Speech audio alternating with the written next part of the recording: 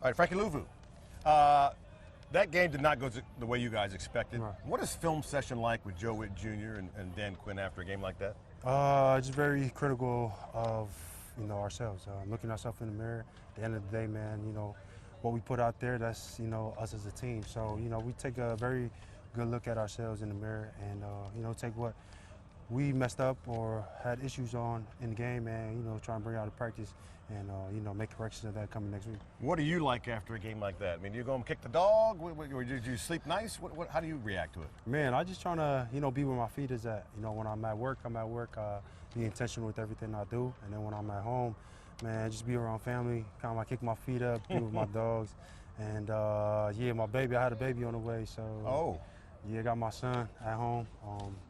Tank, that's his name. Tank. Yeah.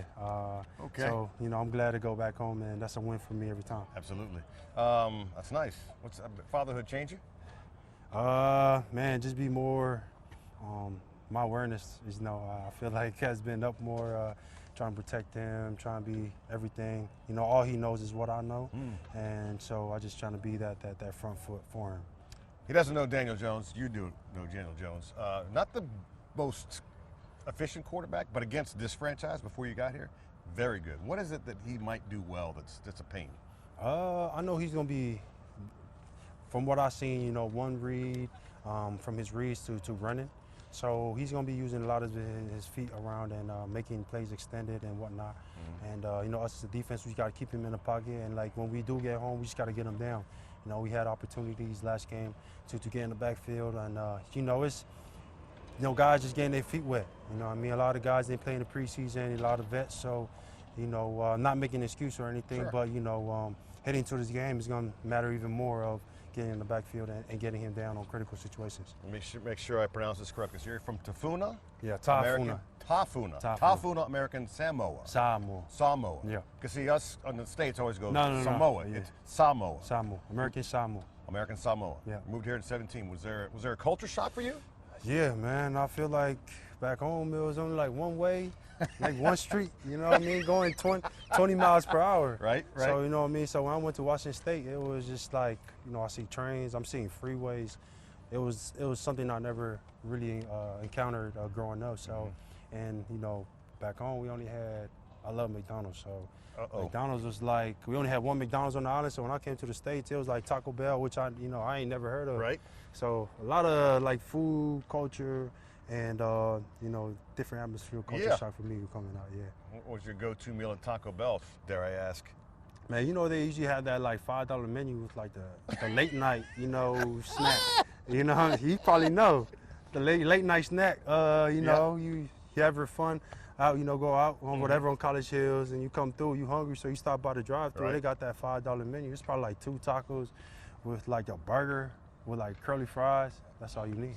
Yeah, my arteries are hardening as you speak, by the way. I can actually hear them. Undrafted guy, goes to the Jets. And you were bouncing back and forth with the practice squad and whatnot. What kept you going? My family, man. Just the youngest out of 8. Yeah. My mom has been a backbone of my family, so there was no other option but to put it on my shoulders and carry from there. And just always been counted out.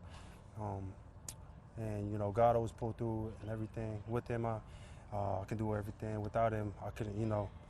I won't be here today. So, man, just hard work. There's no shortcut around it. What you put in is what you're gonna get out. And I always talk about Coach Kevin Green being an example in my life because he kind of set that front foot for me. And he's like, "Hey, Rook, there's no." He used to call me, "Hey, Rook, coconut head from Samoa."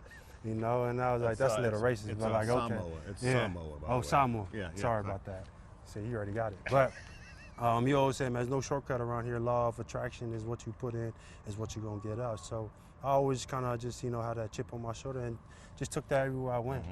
An opportunity shows, and that's my resume every time I step on the field. So I kind of just take that highly, and, the guys around me, I don't talk a lot, but, by my play and whatnot, they feed off that. Day one of the legal tampering, which is just an unusual phrase, the legal tampering, they come for you. Because it's day one, what did that mean to you? Oh, man. It meant everything. It was just a blessing.